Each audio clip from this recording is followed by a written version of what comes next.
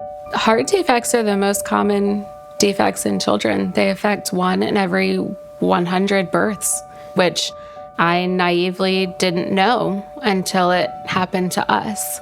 It was a very surreal moment to find out you're having a little girl and then there's something wrong.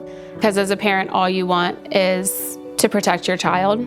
And we felt like we couldn't do our jobs, that we had almost failed as parents because there wasn't a quick fix that we could just snap our fingers and make it all go away.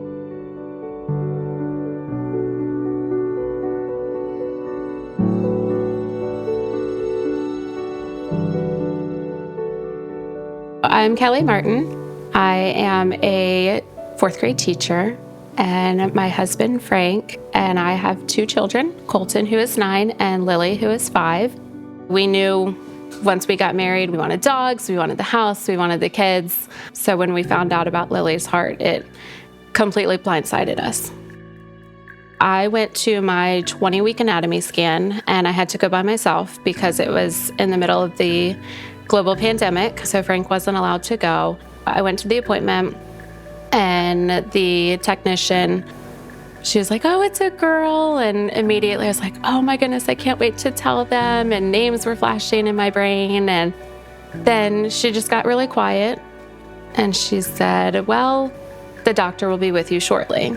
And so the rest of the scan was done in silence. And the joy immediately turned to fear. And the doctor came in and she said, "Kelly, we are seeing abnormalities with your daughter's heart." It was very hard. Especially we had Colton, who was 3.5 at the time, so still trying to put on a happy face for him and not let him know that something was going to be wrong with his little sister. It was just the unknown of, is she going to still be okay when she's born? We didn't know what the journey would hold.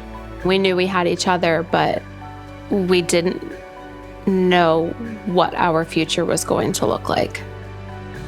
She was born October 2nd, 2020. She was 8 pounds, 6 ounces. And my doctor made a joke and said, "I bet the NICU team is wondering why they're in here for this big baby."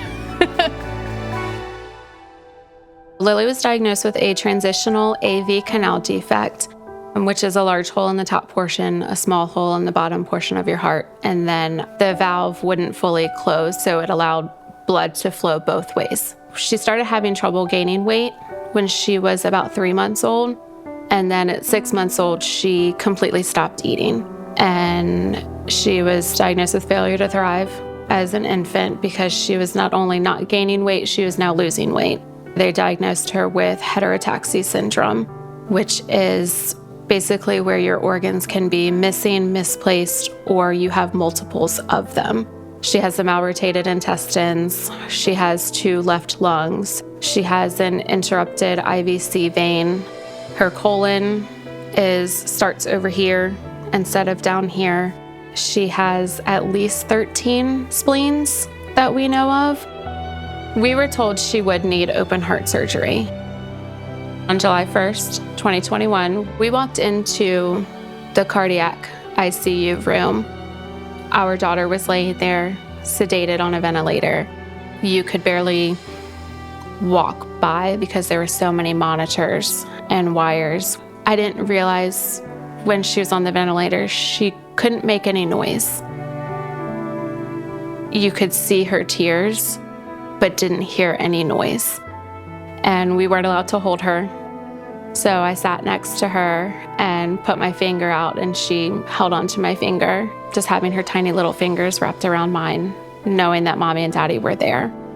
So it was hard. It was hard.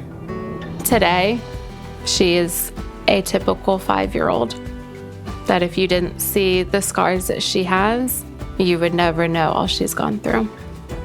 I'm a teacher, and our school came to introduce the Kids Heart Challenge. I shared about my daughter, and then that snowballed. Lily makes videos to share at all the Kids Heart Challenge kickoff events for schools around the area. Hi, I'm Lily from Louisa, Virginia. Thank you for being a heart hero for kids like me. Happy Heart Month! She got to partner with the American Heart Association during Congenital Heart Defect Awareness Week. Supporting the American Heart Association supports families like ours. Our daughter didn't have a choice. It just happened.